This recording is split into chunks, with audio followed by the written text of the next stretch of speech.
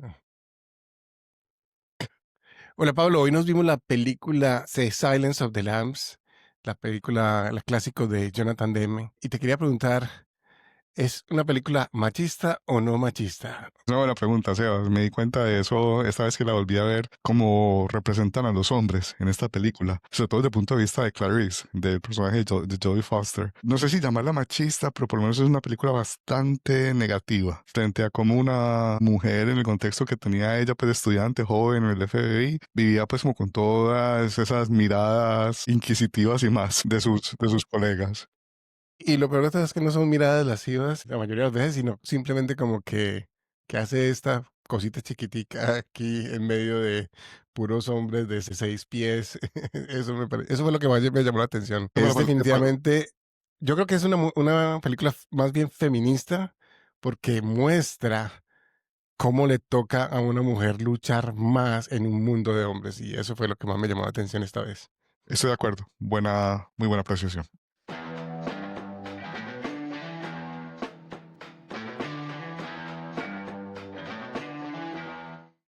I'm your number one fan. There's nothing to worry about.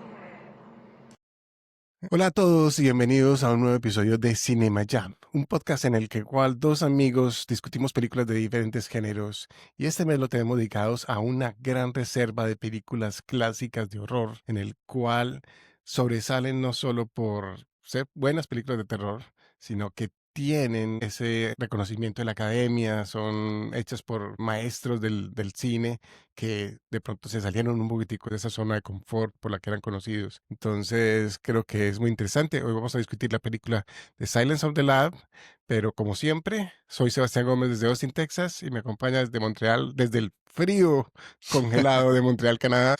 Hola a todos, hola Sebas. Pablo Vélez, como bien decís, desde Montreal, Canadá.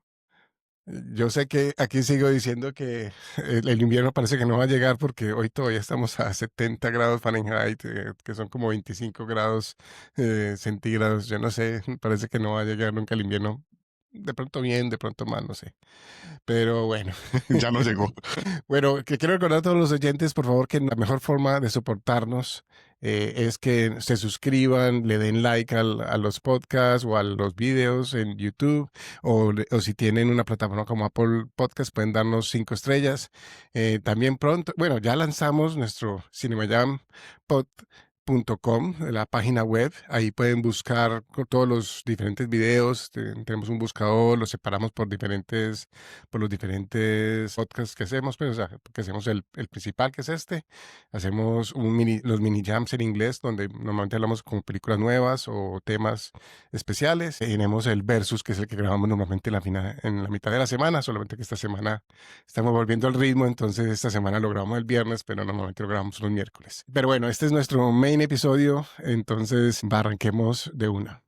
Pablo, en la película de hoy, como mencionaba ahora, es The Silence of the Lambs, El silencio de los inocentes, basado en el famoso libro.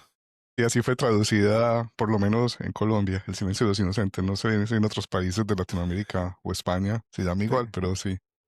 sí, por lo menos así fue que cuando la vimos en cine, o por lo menos alquilada en Colombia, con el nombre que la conocimos. La película es basada en el famoso libro de Thomas Harris, que es el creador de Aníbal, pues, y tiene una serie de libros alrededor del personaje secundario de la película, pues, que es el doctor Aníbal Lecter, el famoso asesino serial caníbal, que es principal y es interpretado en este caso por Anthony Hopkins. Realmente una interpretación magistral que creo que sí se ganó el Oscar por esta película. También introduce una más madura Jodie Foster, pues que de pronto, aunque lleva muchísimos años actuando, realmente fue como una nueva forma de verla, pues obviamente siempre ha sido una excelente actriz, pero con esta película también se ganó el Oscar a la mejor a la mejor actriz.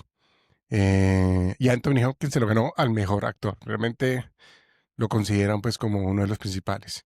La película también ganó el Oscar como mejor película y mejor director, que es el mencionado Jonathan Demme, y Ted Talley como el escritor, basado obviamente en una obra anterior. ¿Esta película te la habías visto ya varias veces, Pablo?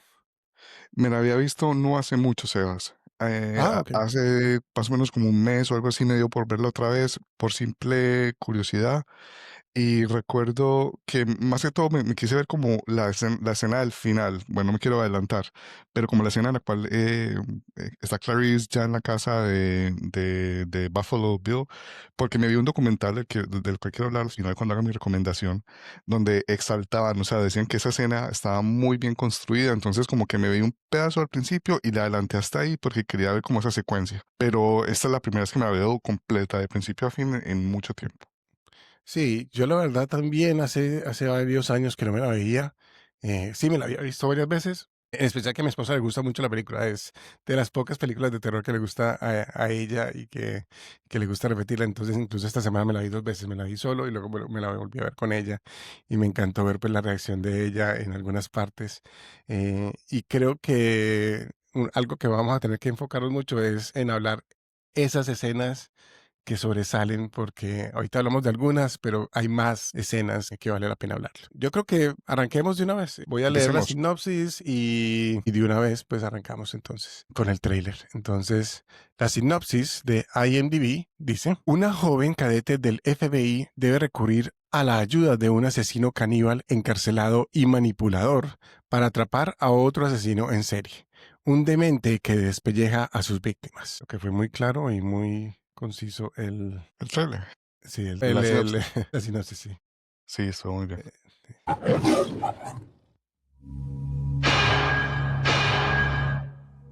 You spook easily, Starling? Not yet, sir. He's past the others. The last cell. I'll be watching. You'll do fine. A killer is on the loose. Keeps them alive for 3 days. Then he shoots them, skins them, and dumps them. A rookie FBI agent is on his trail. He's got real physical strength, cautious, precise, and he's never impulsive. He'll never stop.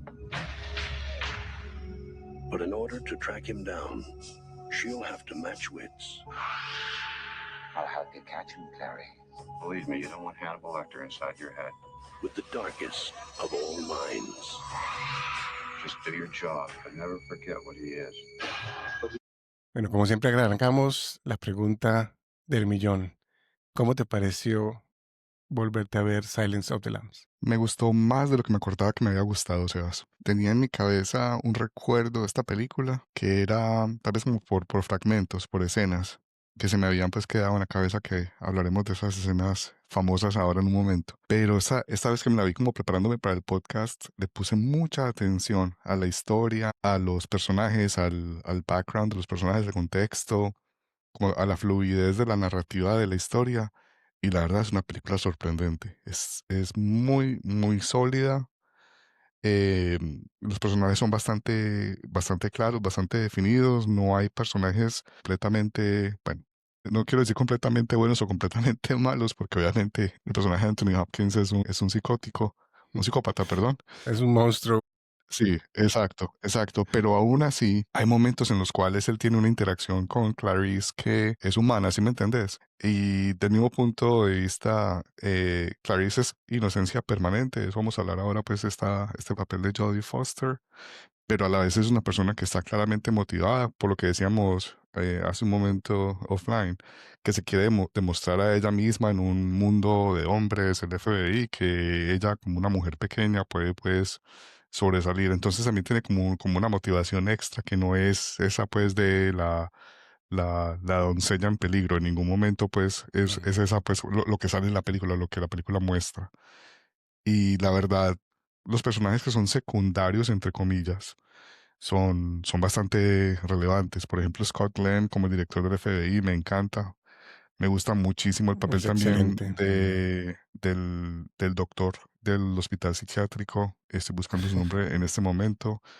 Se me olvidó el nombre. Ya Auxilio. te voy a decir, Chilton, Frederick Sí, Chilton, Fraser interpretado Crane. por Anthony Hale. Exacto. Ese personaje me parece que fue muy importante, que debería haber tenido más tiempo en la película, más escenas, porque es muy importante. Da como como explica también cómo el trato inhumano que se le da también a estos personajes que son monstruos, como Hannibal Lecter. Pues es como ese conflicto que es tan interesante. Y el otro personaje secundario, Sebas, Ujú. porque inclusive no estaba pues como el principal, en los créditos principales, que es el personaje de Buffalo Bill, del Mm, actor Ted Levine, que lo hace sí, extraordinario. Me parece que una actuación increíble. Todas las escenas en las cuales sale se nota una persona completamente, no sé, fuera de sí. O sea, no una persona normal. Si uno se encuentra con un tipo así, sale corriendo 2 minutos porque sabes que te va a pasar algo muy malo. definitivamente. A mí también me gusta mucho, voy a agregar ahí el Barney. Sale muy poquito, pero siempre me gustó mucho como la caracterización del tipo, pues me parece Es que el se carcelero, roba como el carcelero, sí, el guardia del psiquiátrico. se roba las escenas en las que está. Y en Aníbal, él vuelve a aparecer. O sea, es como, o sea, el único que prácticamente que repite aparte de Anthony Hopkins es Barney. Entonces, y en Red Dragon también aparece. O sea, aquí estoy confirmando que sale en Aníbal, que es la secuela, y en la precuela, que es Red Dragon, sale Barney. Porque la verdad hace un muy buen papel, pues, o sea, como Sí. sí, y cuando interactúa con Anthony Hopkins y cuando también interactúa con Jodie Foster y es un pequeño papel, o sea, es un papel casi, mejor dicho, Terciario, ni siquiera secundario. sí, es simplemente, sí, exacto, son 3 o 4 líneas, pero son de esas líneas, de esos actores que logran robarse con la presencia, logran lograr la, la, la acción, pues me parece que es sorprendente, pues a veces ver esos papeles tan minúsculos que sobresalen. Te quería hacer una pregunta. Pues yo sé que ya hicimos la pregunta que hacemos siempre al inicio de cada episodio, pero no es como tanto una pregunta estilo para abrir un episodio, pero más como de análisis. Porque algo que me hizo caer en cuenta la película, ahora que me preguntabas cómo me pareció, que dije que me parecía muy sólida, también lo decía porque creo, y estoy como leyendo un poco, esta es tal vez la primera película, o digamos la que tuvo un impacto cultural, comercial, artístico más grande, en el cual se muestra como todo ese procedimiento del FBI buscando a un asesino en serie y utilizando a otro asesino en serie para poder buscar a ese asesino en serie, o sea, como apoyándose en un personaje oscuro para poder capturar a otro asesino que está suelto. Estaba intentando como buscar otras películas similares o antecedentes. Lo único que se me ocurre es Manhunter, Mm, que es también basada pues en una novela del de mismo Thomas escritor, Harris. de Ujú. Thomas Harris, que es una película que salió en el 86. Esa me la vi no hace mucho, Sebas. Esa la dirigió inclusive Michael Mann. Y la verdad, aunque es buena, no tiene la vibra, pues como las sensaciones que es que esta película de Silence of the Lambs salió en el 91 y es como la película que inicia los 90. Esa fue como mi sensación, como todo ese Sí, look and feel de las películas de policías que vinieron luego de... oscuro, esa parte más, menos glamurosa de la policía, ¿cierto? Exacto, Mm, mostrar pues exacto, como que es un trabajo que requiere mucha paciencia y muchas entrevistas antes de capturar a esos villanos. No es Guns Blazing como en los 80, pues, ¿cierto? Que era, por ejemplo, Lethal Weapon, que es creo que del 89 o algo así. El tipo resuelve todo con violencia, con pistolas. O Dirty Harry. Esta es todo lo contrario. exacto, exacto. Y por ejemplo, es como la estética, la palabra que estaba buscando ahora en la cabeza, o sea, También, sí. la estética de esta película influenció todo lo que vino después en los 90. Influenció un montón a Seven, influenció obviamente un montón estoy aquí combinando rápidamente nombres. California, la de Brad Pitt del 93, tiene como muchos elementos de esta película, 8 milímetros, todo Mm, esto, Kissing the Girls, todas las que luego salió Morgan Freeman. yo diría eh, que Guy Ritchie no tendría una carrera si esta película no hubiera salido. Ahí está, Todo el, perfecto. todo el estilo de Guy Ritchie es prácticamente el copiado de esto, si me Entonces atrevo a ahí está, decirlo. pues, sí, ahí está como la importancia de esta película, que no solamente revivió el tema de los asesinos en serie y los procedimientos del FBI y lo hizo pues como atractivo comercialmente, sino que también le dio una estética, un color, una oscuridad también a la par, que después fue lo que se lanzó en los 90. Por eso esa película es tan importante. Y yo creo que también, perdón, si uno se atreve a ser más controversial, no podría decir que toda esa fascinación que existe hoy con los asesinos en serie, habíamos hablado en otra película, cuando estábamos hablando de los documentales y también cuando vimos el tema de los asesinos en serie, porque esta película pensamos en ponerla el año pasado, cuando hicimos el mes de los asesinos en serie, creo que fue Sí, febrero del año pasado. correcto. Esa obsesión del público ahora con los asesinos en serie, las series en Netflix, en HBO, todo este mostrar como ese tipo de investigación que ocurre cuando la gente, en los podcasts también, que hay muchos podcasts alrededor de asesinatos y cold cases y todo eso, no se habría dado si no es gracias a esta película, porque lo que tú dices muestra no solo tiene un estilo muy particular, muy oscuro, muy del norte, pues es todo completamente oscuro, como dice Otoño. Es una película en la que muestra el otoño de una forma oprimente y muy parecida a Longlegs. Yo creo que ese fue como el estilo que trató copiar Hopkins con Longlegs. Obviamente, pues Longlegs, incluyendo pues el elemento sobrenatural. Pero ese tipo de investigación es, creo que la primera vez que lo vemos realmente como tan lo difícil que es y ya luego en los 2000 pues con los podcasts como Serial y ya las series en Netflix y en todo eso se volvió ya como en el consciente colectivo, pero yo creo que si no es por esta película tampoco lo hubiéramos tenido. Completamente de acuerdo, Sebas, completamente de acuerdo. Mm. Y eso es algo que hay que valorarle al director, a Jonathan Demme, y porque, bueno, y a quienes hicieron la adaptación de la novela de Thomas Harris. Sí, Ted Talley fue el escritor. Sí. Sí, Mm. exacto. Y además de eso, como hemos dicho tantas veces en estos podcasts, Sebas, cuando hablamos sobre todo de Misery en el anterior episodio, a veces no solamente la adaptación tiene que ser buena del libro, como en el caso de Misery de Stephen King y este de Thomas Harris, no solamente la adaptación, el guión que sale para hacer la película, sino también como tener ese cóctel de actores adecuados, que en el Mm. caso de, obviamente cuando hablamos de Misery, resaltamos mucho pues, la actuación de Kathy Bates. Y En saber este, qué adaptar, ¿no? Porque también tú mencionabas que en ese caso la película es mejor que sí, el libro, ¿cierto? sí, En este había un caso montón, yo diría el sí, libro es muy distinto. O sea, el libro no me lo he tiene leído. muchos elementos. Yo me lo leí hace muchos años, entonces también tampoco tengo la memoria pues muy fresca pues sobre el libro, pero recuerdo que era casi complementario, pues cierto, era otro punto de vista, pues creo que el de Aníbal, la secuela, es más cercano al libro. Ibas a decir algo más, que pena te interrumpí ahí. No importa, no. Lo que quería decir era lo de esa buena fortuna que tuvieron a encontrar los actores que encontraron, porque me gustaría como Sí. que habláramos también un poco de las actuaciones, Sebas. Por ejemplo, Jodie Foster. La verdad, es una actriz, no sé, quería decir como un gusto adquirido, pero a veces tiene como una fit en un rol perfecto y otras veces no tanto. En esta película, el fit es perfecto. Mm, Todo es perfecto, inclusive la parte física, pues como lo que tanto hemos resaltado, como todas las otras personas son súper altas en la película y siempre la sí, están mirando como desde arriba hacia abajo, esa mirada, ¿cierto? y me encanta ese toque del cinematógrafo de poner la cámara como a la altura, casi de un niño.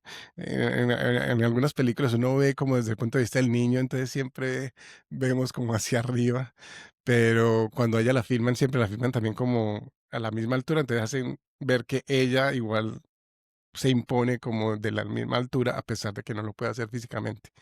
A Sí, mí me encanta la escena cuando entra a los detectives, perdón, a los sheriffs, cuando están con todos los sheriffs que descubren el cuerpo en el río y empiezan a dar la vuelta y todo el mundo mirándola así de hacia abajo. Espectacular la cinematografía. exacto. Mm. Y lo otro que te iba a decir era que en todas esas escenas, por ejemplo, en esa escena, cuando la dejaron a ella sola con todos los sheriffs, las escenas, por ejemplo, cuando el jefe del psiquiátrico, el doctor Chilton, muy abiertamente, pues la está intentando, pues, como invitar a salir. O sea, en todas las escenas se nota como esa, ¿cómo se dice eso? Como no inconformismo, sino como la molestia, como una molestia que Sí. tiene inclusive la persona, Jodie Foster, porque sabemos obviamente que su orientación en la vida Sí, real. Entonces, eventualmente va a confesar que sí. exacto, entonces se nota como esa molestia cuando siente pues como esa intención del otro género. Entonces eso se transmite tan claramente en la actuación que ella hace y le aporta tanto a la película Sebas. Me parece que es eso, es un fit perfecto. y no hay que hablar mucho de la perfección de la actuación de Anthony Hopkins. Si quieres, igual quería comentar que igual yo creo que para Jodie Foster, aparte del papel que hizo en Taxi Driver, obviamente, cuando era muy pequeña en ese momento, el resto de películas siempre ha sido como más lights. Entonces, saltar como a este tipo de película un poco más oscura, prácticamente va a ser como la que lo va a definir en el futuro. Me pareció excelente, pues una actuación excelente. Y antes de arrancar con Anthony Hopkins, te quería preguntar, porque el doctor Pilcher, que es el entomólogo, fue la única vez que sentí como que, ok, listo, este tipo por lo menos está tratando de ser Menos creepy. menos creepy, sí. Por lo menos no es un tipo con la doble edad echándole los perros como el doctor Chilton. Pero te diste cuenta que es visco, o sea, que Sí, aún aún así así. eligieron a una persona que tenía pues como esa parte un poco más chocante. Sorprendió cuando los vi al final cuando se estaba graduando, estaban ahí los dos entomólogos, entonces como que por lo menos Sí, no los odiaba, por lo menos no, por lo menos establecieron como cierta amistad, pero me pareció interesante ese pequeño detalle muy sutil, como que, ok, no es que odia a todos los hombres, solamente que cuando son abiertamente creepy es que ya porque lo reacciona, rechaza. es lo que lo rechaza. Una, Bueno, un último bueno, apunte, último apunte, porque ya no, hablamos de Jodie Foster y quería como darle a nuestros oyentes como un ejemplo de una película muy buena, basada también en una historia muy buena, científicamente muy interesante, en el cual, en mi opinión, Jodie Foster no era la actriz adecuada. Yo pienso inmediatamente en Contacto. contacto, me imaginé que iba a ser. Porque esa película a mí me parece extraordinaria en lo que quiere, en lo que quiere hacer, ¿sí me entiendes? Como en lo que intenta, a lo que intenta apuntar. Pero la credibilidad de Jodie Foster como una científica en esta película, no sé, no me hizo clic en ningún momento. En ningún momento. Fue tan miscast como el que hace del preacher, del sacerdote que en Ay, la Matthew película. McConaughey. Sí, tan miscast como Matthew McConaughey. Sí, bueno, esa es una película que deberíamos explorar alguna vez en el podcast. Creo Alguna vez la que hablamos, sí. podemos explorar, sí, algo así del cosmos o algo. Eh, Anthony pero sí, Hopkins. no, estoy de acuerdo contigo, como que los contrataron por ser los actores más populares en el momento, pero realmente no, no eran los papeles, no eran los actores ideales para ese papel. Y Bueno, eso pues que a mí Matthew McConaughey me gusta pues en otras películas, pero en esa como que era todavía demasiado joven para lo que intentaba mostrar pues como en ese caso. Pero bueno, vea, ya saltemos ya definitivamente aquí en Anthony Hopkins, nuestro Anthony Hopkins, Anthony sí. Hopkins. Al principio me sentí raro con el acento. Creo que forzaba como esa forma de hablar para poder tapar su acento inglés, fue lo que me impresionó, pero aún así es magistral porque igual logra generar que se te paren como los pelos en la forma de actuar, de hablar, cuando interactúa con Clarice, cuando hace, ¿cómo es que es Faba un Chianti? Me dice magistralmente. Esa frase es espectacular, ¿cómo es que es? Once, no lo voy a repetir, pero me Pero encanta. se das cuenta la leyenda que Jodie Foster no sabía que él iba a hacer eso, que eso fue improvisado en ese momento por Anthony Hopkins y que la reacción de ella era Es reacción de real. verdad. Ella no se esperaba eso, como que what the heck. Hay varias frases que supuestamente él improvisó durante esa escena y la otra, entonces creo que lo logra de una forma magistral. Es increíble. Y la química, yo creo, o incluso voy a mostrar aquí un momentico la introducción, voy a mostrar aquí cuando ellos interactúan por primera vez y ya entramos en detalles, si te parece, en el Anthony Hopkins como actor. You're one of Jack Crawford's, aren't you? I am, yes. May I see your credentials? Certainly.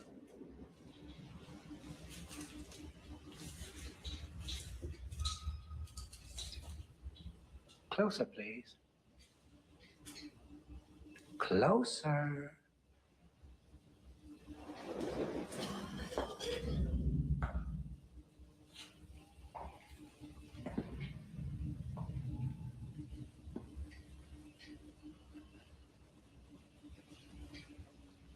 That expires in 1 week. You're not real FBI, are you? I'm still in training at the academy. Jack Crawford sent a trainee to me. Yes, I'm a student. I'm here to learn from you. Maybe you can decide for yourself whether or not I'm qualified enough to do that. That is rather slippery of you, Agent Starling. ¿Qué quieres resaltar más de Anthony Hopkins? Ya el resto Me de la... Ujú. Lo que vos decías ahora del acento y la forma de hablar me parece también muy inquietante. No es normal, no es natural, pero a la vez, o sea, define a su personaje. Y se nota como la versatilidad que debe tener Anthony Hopkins con los acentos, porque inclusive en algún momento imita el acento de West Virginia que tiene Jodie Foster, no sé si te Clarice. acordás, y lo hace perfecto. Esa parte, no sé, es tan natural, tan fluida, hay tanta química en esa conversación que lo hace sentir muy natural, es muy divertido, la verdad. Sí, esa escena es mucho más larga, entonces uno alcanza, aquí el clip de pronto le faltaron un poquitico de partes, porque la verdad es lo que tú dices, va cambiando y va jugando con ella, no solamente en la forma en la que interactúa, sino con las palabras, cuando le empieza a decir, tú eres una campesina, pues Ruth, busque la traducción y tú eres como una campesina de West Virginia, tu papá era seguramente un minero o algo así. Entonces, cómo va jugando con ella, cómo la va manipulando, cómo va lográndole sacar información, porque lo primero que le advierte Jack Crawford es no le des información personal, no des papaya, como decimos en Colombia. Y ella simplemente va soltando cosas personales sin querer. ¿Cómo te pareció la interacción con las otras personas? Por ejemplo, la escena con la senadora, pues aquí también tengo el clip, pero la escena con la senadora es también espectacular porque es él manipulando ya a alguien que tiene de verdad poder, pues no una estudiante. Creo que en ese sentido en la historia es magistral que mandan a Jodie Foster, que es una estudiante que no tiene ningún poder, precisamente para que no pueda proponer, pues no pueda ofrecer lo que no puede, ¿cierto? Pero, Sí, ¿cómo te pareció, por ejemplo, la interacción con ella o con la otra gente?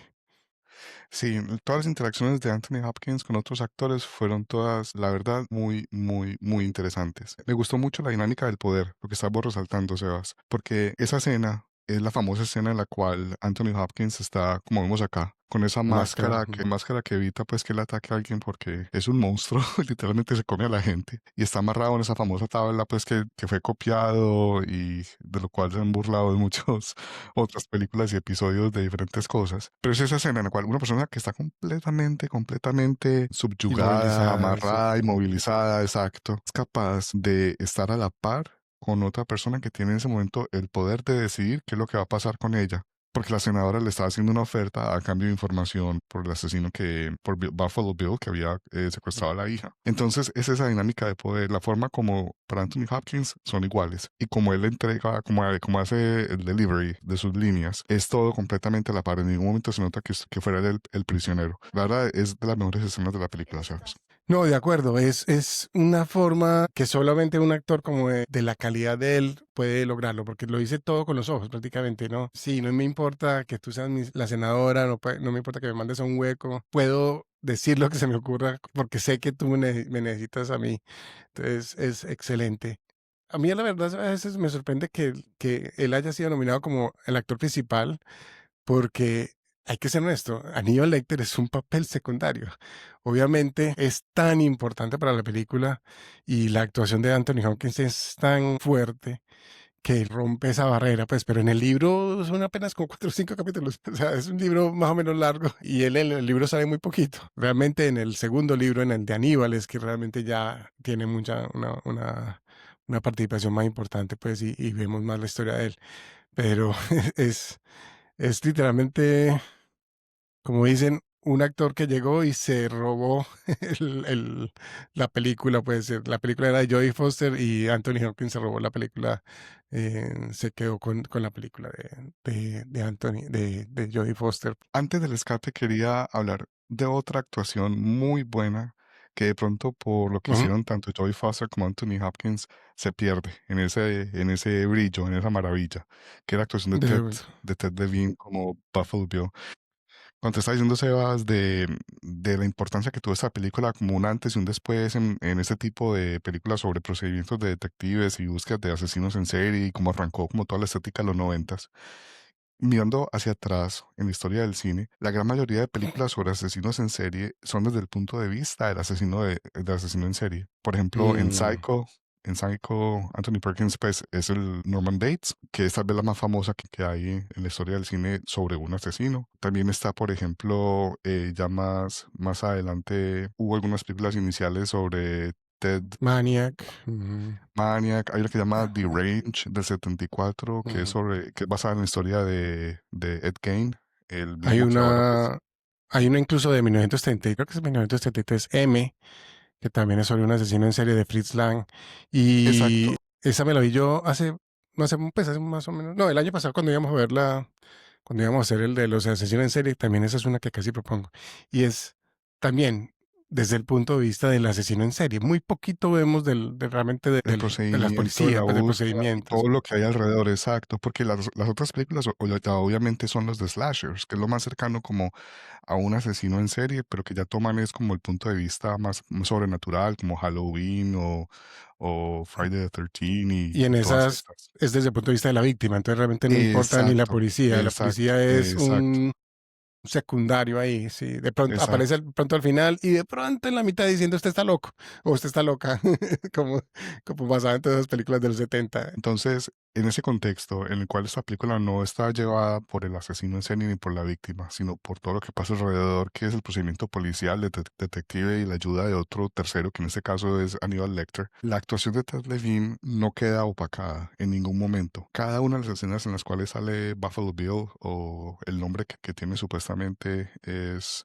James Gumb, en todas Mm. esas escenas lo hace extremadamente bien. Una de las mejores escenas en las cuales se nota la actuación tan buena que tiene Ted Levine como James Gumb, es decir, el Buffalo Bill, el asesino en serie, es esta en la cual está intentando meter un sofá en una van, simula tener un brazo quebrado y le pide a la chica Catherine Martin, la hija de la senadora, que le ayude. Y ella como que duda al principio, lo piensa bastante antes de acercarse y ofrecerle ayuda. Es muy natural, es algo que podría pasar muy Sí, fácilmente en un parqueadero cuando vos ves a un vecino que necesita ayuda, que de pronto no lo conoces. Y es como cuando empiezan a hablar y como él, o sea, vos sentís la tensión cuando le dice, no, vos entras en la van y empezamos hasta el fondo y él la empieza a empujar. No sé si te diste la cuenta de eso. manipula, la No, manipula sutilmente como y que, físicamente él empuja el sofá para que ella se tenga que entrar hasta el fondo. Y ya sí, obviamente le pregunta, vos sos talla 14, ¿cierto? Y ella, ¿qué? Y hasta ahí y llega le la pega el escena. zambazo con el CAS, que en esa época era de los de duro. Exacto. Y ya obviamente todas las escenas en las cuales interactúa con ella cuando está en el pozo. Eso, por ejemplo, Seba, son las situaciones que uno veía en las películas antes, que eran desde el punto de vista de víctima y asesino en serie. Esas interacciones que Mm, tienen ellos entre cuando ella está pues, intentando ponerse la loción o cuando le captura el perro y toda la cosa, son más cercanas a lo que ya conocíamos en la historia de Hollywood, de películas de asesinos en serie. Pero aún sí. así, están muy bien construidas, muy bien actuadas y le aportan a una película que tiene un enfoque muy, muy diferente. Es excelente, no voy a negar que también me pareció la actuación de él fenomenal. O sea, hubo mucho rato que yo también no dejaba de pensar, de verdad que él merecía un poquitico más de reconocimiento por esta película. Pues realmente él sigue actuando mucho tiempo, pues, pero nunca tuvo como que un papel como tan carnudo como Ted Levine, en especial, pues que tiene, incluso la escena en la que está bailando frente al espejo y se sueña y Es tenía famosa. Es otra de Terrifier, esas escenas me icónicas. acordé la escena del Terrifier, le copió Terrifier, Terrifier esa escena, efectivamente. No es que una se copia, pone el Sebas, es un pelo de la, homenaje. Homenaje. Un homenaje a una escena macabra. ahora sí, que se pone el pelo de una de las víctimas, es increíble, es impresionante. Ve, no me acordaba que ese era el de Bosco, no me acordaba que ese era Bosco, Es en el Bosco en de Hit. Hit, Sí, sí, sí, no efectivamente. me acordaba. Bueno, en ese sí fue un gran papel, realmente que no se reconoce por el peinado. Vale la pena que hablemos de esas dos escenas en las cuales está cuando Anthony Hopkins se vuela, porque hasta el momento solamente hemos visto en la película la violencia off camera, ¿cierto? Fuera de cámara. Hemos visto el cuerpo de la muchacha que encuentran en el río, vemos que Buffalo Bill le pega a ella, pero realmente no vemos cuando le pega. En cambio, en este momento, y pues para los que están de pronto con niños o algo, vamos a ver un poquitico de sangre en esta película. Es la escena donde más sangre vemos porque es cuando Anthony Hopkins literalmente le come la cara a uno de los personajes, a uno de los guardias, y vemos cómo muestra el cuerpo, la violencia que tiene Anthony Hopkins, como todo eso guardado, y en ese momento él explota, y cómo ha manipulado el resto de la gente, pues desde el Dr. Chilton hasta la senadora, para que lo lleven a esa posición en la que él pueda volarse. No sé si quieres comentar algo más de esa escena. No, lo que sí se hace es, pues 100% lo que también tenía pues en mente, es como la parte física de la escena. Uno no se esperaba que un actor como Anthony Hopkins hiciera eso y lo hace, entonces lo hace aún más macabro, terrorífico. Es de los mejores momentos de terror desde un punto de vista humano, ¿sí me entendés? Que no es sobrenatural, no es un elemento, pues, un monstruo del espacio o algo así, no, es una persona que puede llegar a hacer eso, entonces es bastante impactante. Sí. Y bueno, y creo que queríamos hablar también Yo quería hablar de la última escena, que es la de secuencia en la la, cual sí. Jodie Foster, pues, para nuestros oyentes, en el punto de la película es un poco el spoiler alert, es esta escena en la cual Jodie Foster termina en la casa de Buffalo Bill. El resto de los agentes del FBI se fueron para otra parte, pues por una pista equivocada, y ella entra en esto, en un mundo del terror. Es como una especie como de descenso al infierno. Cada uno de los cuartos es algo diferente. La luz se va. Y es casi un mundo distinto cada cuarto. Es un mundo Es distinto cada impresionante. cuarto. Exacto, son como los anillos del infierno estilo Dante. Y la Excelente. luz se va, queda en este momento solamente la cámara. Me pareció un toque extraordinario. Eso fue lo que leí en un ensayo que alguien hizo y me encantó. Es como todo esto. La película cambia a una cámara infrarroja Sí. nocturna, de visión nocturna, que es los lentes que utiliza Buffalo Bill para seguirla a ella. A medida que ella avanza, ella no puede ver nada. La escena fue realmente filmada con Jodie Foster en la oscuridad para poder mostrar este tipo de reacción, de caerse, de intentar tocar las paredes para ubicarse, y él simplemente acercándose y acercándose. Inclusive creo que hay un momento en el cual, no sé si es esta escena, él estira la mano y casi que le toca el pelo. O sea, vos sentís como esa tensión, como de que el man está encima tuyo, volteate, auxilio, hace algo. Toda esa secuencia tiene la mayor tensión posible, yo creo, o sea, de la película. Y Y no está recuerdo. extremadamente bien dirigida. Creo que es acá, Sí. Sebas, Ah, sí, ahí está. que Dos casi, veces se casi la acerca, sí. toca. Exacto. Y es raro porque no recuerdo que existiera una película antes en la que mostraran desde ese punto de vista de visión y visión nocturna. Después ha sido copiado y ha sido desastrosamente mostrado muchas veces, pero en esta ocasión, pues que Jonathan introduzca este elemento es espectacular. Un gran talento, definitivamente. Gran Y talento, estoy de una acuerdo maravilla. contigo porque son 3 o 4 minutos. Creo que esta escena, desde que está en oscuro, sí, son 2 minutos 40 segundos. Es excelente, es excelente. Es una tensión. Y la actuación de ella es fenomenal. Pues la tensión y así la hayan obligado a hacerlo, Lo es dicho, o maravilloso. sea, algunas veces los dioses de la cinematografía, de las películas, deciden que esta es la buena combinación y aquí la lograron en esta película. Ese es el Definitivamente, fit estoy perfecto completamente de para acuerdo. Jodie Foster. No, yo creo que definitivamente estamos de acuerdo. Es otro gran clásico, es una gran adición a la reserva, a la gran reserva del horror. Creo que logramos un hit con con esta película. Y bueno, la Vamos a próxima tener, semana. ¿Mm? vamos a tener un problema muy grande cuando tengamos que hacer el ranking después, porque Misery y esta se van a dar muy duro. Pero bueno, Recordándole a los oyentes, vamos a tener la próxima semana Seconds. Y si se quieren ir preparando, The Shining y The Omen son las siguientes películas que vamos a ver maravilla, una maravilla, en el ciclo. Pero Seconds va a ser algo muy interesante porque es volver un poquitico a una película en el pasado. Es de de Frank. otra época. ¿De quién? John Frankenheimer, el mismo John de... Frankenheimer. Sí, el Gracias. mismo, el mismo que vimos cuando hablamos de pronto un poco de Running, la película de los carros. Incorrecto. Es que fue un director con mucha experiencia, muchos Un director años. clásico, Sí, del Hollywood exacto. clásico de los 60, que Desde los va a ser una 60. película muy interesante. Perfecto. Bueno, y la última con lo que cerramos siempre, Pablo, ¿te gustó? ¿Te la volverías a ver? ¿Y la recomendarías? Sí, sí, sí. ¿Y vos? Sin duda al respecto. Es una película que vale la pena ponerle atención. No te voy a negar que esta es una de esas películas que me hubiera gustado. Yo no creo que me la haya visto en cine porque pues en 1991 probablemente no, pero me hubiera encantado verme en el cine. O sea, poderle poner toda la atención, la concentración, poder disfrutar del sonido. El sonido, no hablamos casi del sonido, pero el sonido en muchas escenas es excelente. La música es muy sutil y no le roba presencia a la película, sino que antes alza lo que va a pasar. Entonces me parece una película excelente.